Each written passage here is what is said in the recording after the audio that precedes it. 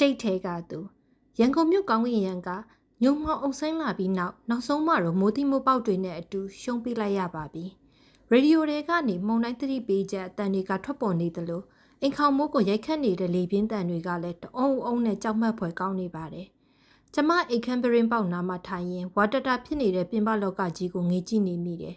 ရုတ်တရက်ဆိုသလိုလျှက်စီးတစ်ချက်ကကောင်းကင်ရံကိုဖျက်ဆီးသွားပြီးအခန်းထဲကိုအီးဆက်ဆက်လင်းရောင်တွေဖြန့်ပတ်သွားတယ်ကျမလက်ဖြန့်သွားပြီးအလိုလျောက်တုံ့ပြန်မိတဲ့အသီးစိတ်နဲ့ဘရင်းပေါက်စီကိုအပြေးသွားလိုက်တယ်။မိုးကြီးကြောင်ဖောင်းကြွနေတဲ့တစ်သားဘရင်းတကားကိုအားနဲ့ဆွဲပိတ်လိုက်ရတယ်။မဟုတ်ရင်ခန်းထဲမှာကြမ်းပြင်းတွေရေတွေဆိုကုန်တော့မယ်။အပြင်ဘက်မှာတော့တစ်ပင်ကြီးတွေကလေပြင်းတန်ကြောင်ဘိညာရင်းခနေကြတယ်။ကျမနှစ်ဖူးကိုအိတ်ဆက်နေတဲ့မှန်သားပြင်ပေါ်အသားရမိထားမိရင်စိတ်ဆင်ကလွန်ခဲ့တဲ့နှစ်ပေါင်းများစွာစီကိုရောက်သွားတယ်။အဲ့ဒီနေ့ကလည်းခုလိုပဲမိုးတွေတဲထန်နေခဲ့တာ။စောက်တွေရှဲဆိုတဲ့နေ့စိတ်ကြောသက်ပွားအဲ့ဒီတုန်းကကျမကစပင်းမှာဖျော်ဖျော်လေးတွေတက်ထားတတ်တဲ့စိတ်ကြောသက်အထက်တန်းကျောင်းသူလေးပေါ့တငယ်ချင်းအိမ်ကိုသွားပြီးဓာတုပေတာနဲ့ယူဘပေတာစာအုပ်တွေသွားယူရနေပ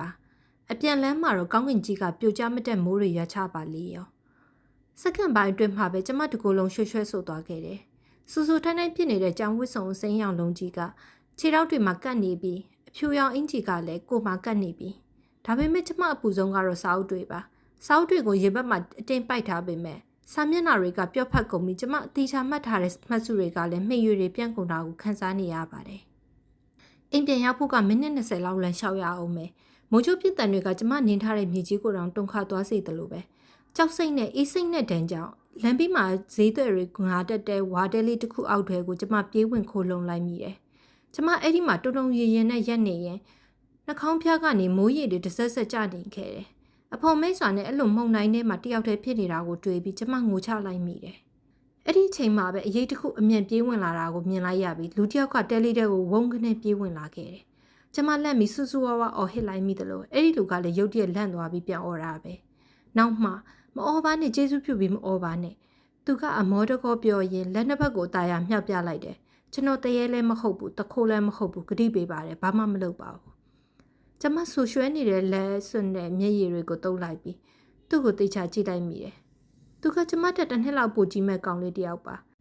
။နဘူးပေါ်မှာကတ်နေတဲ့စပင်းတွေရဲ့ပြီးတော့သူ့ရဲ့ကျင်နာမှုသစုံစစားနဲ့အပြုံးလေးသူလည်းကျမလိုဆွဆွဲစုံနေတာပါပဲ။ကြောက်စိတ်တွေပြေပြောက်သွားပြီးကျမတို့နှစ်ယောက်လုံးတယောက်ကိုတယောက်အပြန်လန်ကြည့်မိလိုက်တယ်။မိုးရုံနေတဲ့ဝါတဲလေးထဲမှာဆွဆွဲစုံနေတဲ့ကျွတ်စုပ်ကလေးနှစ်ကောင်လို့ပေါ့။သူကတူတူလေးရေလိုက်ပြီးသူကဒီမြို့ကိုပြောင်းလာတာ3ရက်ပဲရှိသေးကြောင်းပဝင်းကျင်ကိုလေးလာရင်မိုးမိတာဖြစ်ကြောင်းပြောပြတယ်။ကျမတို့ကြောင်းဈေးကြောင်းတွေပြောဖြစ်ရင်ကျမရဲ့ကြောက်စိတ်တွေပျောက်ဆုံးသွားခဲ့တယ်။မိုးတိတ်သွားတဲ့အချိန်မှာတော့ကျမတို့ဟာမုန်တိုင်းတစ်ခုကိုတူတူဖြစ်ကြော်ခဲ့တဲ့တငယ်ချင်းတွေဖြစ်သွားပါပြီ။ကော်ဖီဆိုင်မှပြန်ဆောင်ခြင်းမိဖို့ဘော်ကယူနွေးအိုးတန်ကြောင်ကျမပြစ်ဆုံးပန်စီခဏရောက်ရှိလာတယ်။ကော်ဖီဖြော်ဖို့ယူနွေးအိုးကိုကိုင်းလိုက်ရင်လက်ရှိဘဝရဲ့နေ့စဉ်လုပ်ငန်းဆောင်တာတဲ့စိတ်နှစ်လိုက်ပေမဲ့ကော်ဖီခွက်ကိုကင်ပြီးဆိုဖာပေါ်မှာထားလိုက်တာနဲ့ကျမရဲ့စိတ်အစဉ်ကအတိတ်ကာလစီကိုတဖန်ပြန်ရောက်သွားပြန်တယ်။အဲ့ဒီနေ့ကကျမတို့မြို့လေးကကျောင်းပေးနာကကော်ဖီဆိုင်မှာသူနဲ့ပြန်ဆုံခဲ့ကြတာ။ကျမကအဲ့ဒီဆိုင်ကကော်ဖီကိုအရန်ကြိုက်တာ။သူ့ကိုမြင်ချင်းပဲကျမတို့အပြန်လည်မှတ်မိခဲ့ကြတယ်။သူကပြင်းတာနဲ့သတင်းစာဖတ်ဖို့ထွက်လာတာတဲ့။ဘာမှကြိုတင်စီစဉ်ထားတာမရှိဘဲနဲ့ကျမတို့တွေစကားတွေအများကြီးပြောဖြစ်ခဲ့ကြပြီးတော်တော်လေးလည်းရင်းနှီးသွားခဲ့ကြတယ်။အဲ့ဒီနေ့ကတောက်ခဲ့ရတဲ့ကော်ဖီရတာကသူ့လိုစကားပြောရင်ကျေးပြီးတွက်လက်တဲ့လူမျိုးနဲ့တူတူထိုင်တောက်ခဲ့ရလို့ထူးထူးခြားခြားပူကောင်းနေတယ်လို့တော့ကျွန်မခန်းစားခဲ့ရတယ်။တက္ကသိုလ်ကျောင်းတော်ကညနေခင်းနိုင်စီကစက္ကန့်တန်သွားတန်ကြောင်ကြည့်လိုက်တော့4နာရီထိုးနေပြီ။ညနေ9နာရီရောက်ဖို့1နာရီလိုသေးတာမို့စိတ်တွေကတက္ကသိုလ်ကလာစီထပ်ပြီးပြန်တန်းသွားပြန်တယ်။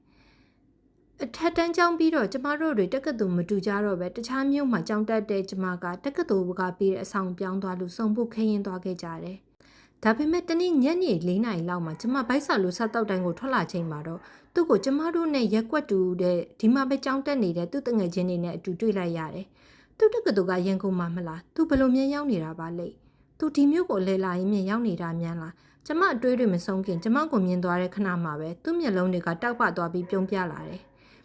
သူပြောလက်စစကားတွေရက်လိုက်ပြီးကျမစီလျှောက်လာခဲ့တယ်။အဲ့ဒီနေ့ကသူစကားတွေအများကြီးပြောနေခဲ့တယ်။ကျမကတော့သူ့ရှေ့မှာမုံစားနေရတာကိုရှက်နေမိတာပေါ့။သူကတော့ကျမရှက်နေတာကိုသတိမထားမိတဲ့အတိုင်းအလူကျော်နောက်တစ်ပကံကိုတောင်ထပ်မှာပေးပြီးကျမအတွက်ရွံ့ရွှေကြမ်းကိုပါငှဲ့ပေးခဲ့သေးတယ်။သူကတခါတလေမှအဲ့လိုပဲအလိုက်မသိတတ်ပါဘူး။ ရုံးရှိကဝန်ခံချက်နိုင်ပြန်ကြည့်လိုက်တော့ညနေ9 နာရီထိုးသွားပြီရုံးဝန်ထမ်းတွေအိမ်ပြန်တက်တဲ့အချိန်ပေါ့ကျမရဲ့စိတ်အစဉ်ကနောက်ထပ်အတိတ်ကာလတစ်ခုစီထပ်ပြီးလွင့်ပြန်သွားပြန်တယ်တက္ကသိုလ်ပြီးလို့ရန်ကုန်ကနိုင်ငံခြားကုမ္ပဏီတစ်ခုမှကျမအလုပ်ရခဲ့တယ်အဲ့ဒီနေ့ကအိမ်ပြန်မှုရုံဆင်းလာချိန်မှာရုံးပေါက်ဝအရောက်သူ့ကိုရုတ်တရက်မြင်လိုက်ရတာသူကတခြားမြို့မှာအစိုးရဝန်ထမ်းတာဝန်ကျနေတာလေကျမကိုတွေးကြုံတက်တက်နဲ့ခွင့်ယူပြီးသူလာခဲ့တာတဲ့တော်တော်ဆိုးရဲသူပါကျမတို့အနည်းဆုံးကစားတောက်ဆိုင်တစ်ခုမှထိုင်ပြခဲ့ကြတယ်သူကစားတောက်တွေအများကြီးမှပြီးကျမကိုအမြဲအစားပို့စားဖို့တိုက်တွန်းတတ်ပြန်တယ်အဲ့ဒီနေ့ကသူ့ကိုကြည့်ရတာအရန်ကိုစိတ်လှုပ်ရှားနေပုံပဲသူကကျမကိုချစ်တယ်လို့ဝန်ခံခဲ့ပြီးအဝေးရောက်နေတဲ့အခြေအနေကသူ့အတွက်ခက်ခဲလွန်းလို့လူကြီးချင်းပြောဆိုဆက်ရေးဆက်ထားခြင်းတယ်လို့ပြောတယ်သူကကျမကိုလူတွေထင်မလွဲအောင်ကြည့်ကြတဲ့ခေါင်းစဉ်တစ်ခုသတ်မှတ်ထားခြင်းတာပါကျမကဘသူကနင့်ကိုချစ်တယ်လို့ပြောလို့လဲလို့ဟန်ဆောင်ပြီးစိတ်ဆိုးပြလိုက်တော့သူကဘလောက်တောင်စိတ်လောသွားလဲဆိုတာဆိုရင်တောင်းပန်စကားတွေကိုတွတ်တွတ်ပြောနေတော့တာပဲတကယ်တော့အဲ့ဒီနေ့ကကျမဘလောက်တောင်ပြောနေခဲ့လဲဆိုတာသူဘယ်တော့မှသိမှာမဟုတ်ပါဘူးပြစ္ဆုတ်ပံနှင့်အမှတ်တရများလွင်မျောနေတဲ့အတွေးတွေကိုပြန်စူးစီးလိုက်ချိန်မှာတော့နေရန်ပေါ်မှာအသက်50အရွယ်တကြီးဇနီးမောင်နှံ2ဦးရဲ့ဓာတ်ပုံတွေကိုကျမမြင်လိုက်ရတယ်ဓာတ်ပုံတွေကအမျိုးသားရဲ့စပင်တွေကတော့ဖြူပွေးလို့ပေါ့သူကသူ့ရဲ့စပင်ဖြူတွေကိုစိုးဖို့ဘယ်တော့မှသဘောမတူခဲ့ဘူးလေတခါတလေတိတ်လက်ပေါက်ကတ်တဲ့သူပါဒါပေမဲ့ဓာတ်ပုံထဲမှာသူတို့ဇနီးမောင်နှံအပြုံးတွေကတော့အသက်ကြီးလာတာတောင်ထုံမြိန်နေသေးပါပဲ